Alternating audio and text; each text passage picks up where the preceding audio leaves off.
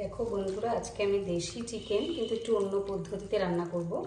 সেটা হচ্ছে পুরো মশলা দিয়ে মাখিয়ে রেখেছিলাম, অনেকক্ষণ ম্যারিনেট করেছি। প্রায় আমি এটা আধা ঘন্টা না, এটা প্রায় 3-4 ঘন্টা ধরে আমি এটাকে ম্যারিনেট করেছি। ঠিক আছে, খুব অল্প চিকেনটা আছে কারণ আমাদের দুজনের জন্য।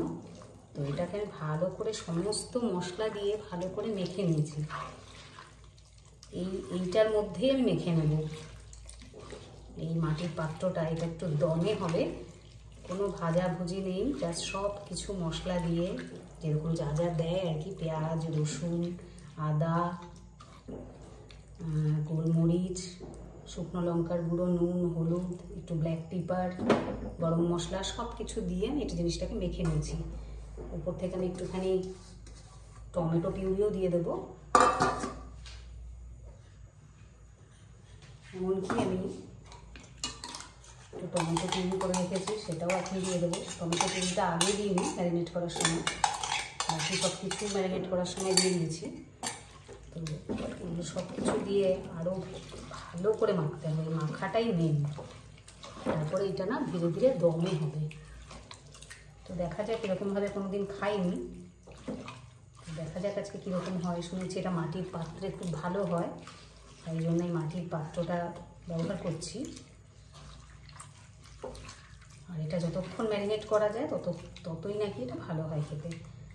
তো সমস্ত কিছু দিয়ে দিলাম, সঙ্গে আমি 3-4টে নতুন আলুও অ্যাড করে দেব।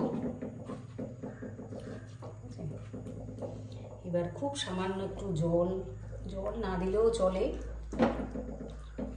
খুব সামান্য মশলাটা গায়ে লাগা যেটুকু জল, সেইটুকু জল ইউজ করব। যে পাত্রটা আমি ম্যারিনেট করেছিলাম সেই পাত্রটা দিয়ে যেটুকু জল আর টমেটো পিউরি এটাকে দিয়ে যেটুকু জল আছে ওইটুকুই ইউজ করব।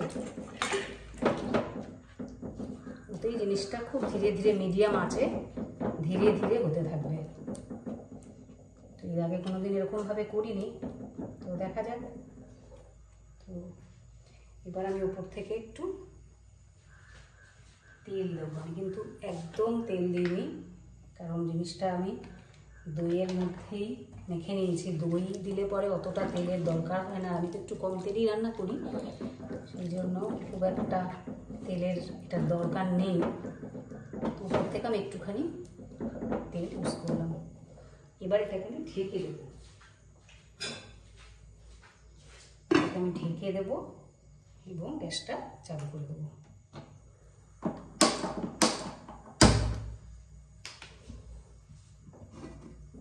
তো দেখা যাক কতক্ষণে হয়। এবার এটা আমি খুলেছি, খোলার পরে মোটামুটি এরকম ফর্মে এসছে।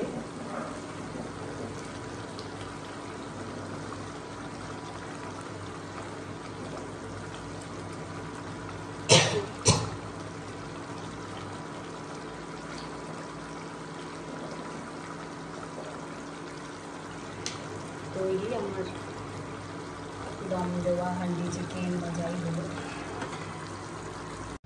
অসংখ্য ধন্যবাদ যারা প্রথম থেকে শেষ অবধি এই ভিডিওটি দেখলে।